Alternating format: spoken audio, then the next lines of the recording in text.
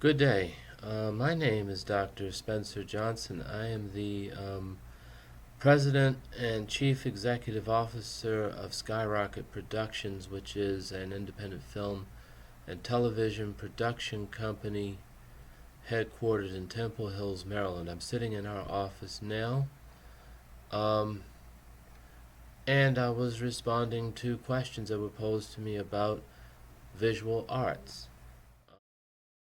What do you see as the role of visual arts in society today, particularly in your profession?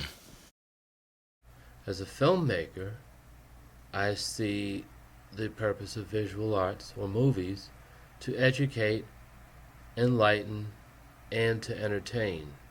Not necessarily in that order. Enlightenment, we should all learn something from a movie.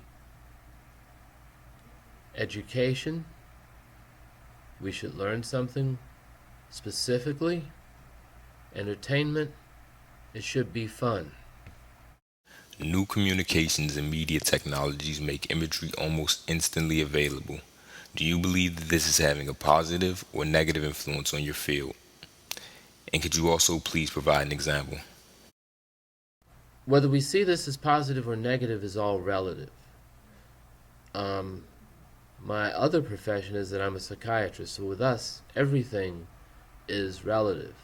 But I would say that in the balance, if you're looking at these new technologies, we have an overabundance, almost a flooding of visual information.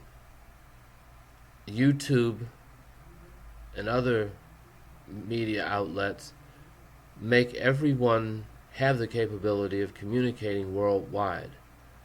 And I just don't think it's good, even though there are things that come out of it that are good. I don't think that it's good to have all of this information flooding. To help you kind of see where I'm headed with that, if you think about an endless traffic jam, ask yourself if you were driving or riding in an endless traffic jam, would that traffic jam ever not ease up?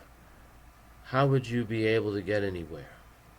I think by having so much information available, we can often get distracted by information that isn't helpful. What popular images do you see that are frequently repeated throughout your industry? That one's kind of difficult. There are no images that repeat themselves often, but I guess if you wanted to generalize that question a little bit, make it less specific, the types of genres in movies that tend to repeat themselves at the Hollywood level, not the independent level, but the Hollywood level, tend to be the summer blockbusters, ones with all the special effects and action sequences and major stars. For us in the indie industry, a lot of things that tend to repeat are the fantasy horror films. How has your knowledge of famous artworks influenced your creative process?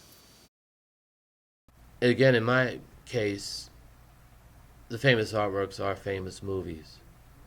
And what these movies have allowed me to do is to explore freshness of story.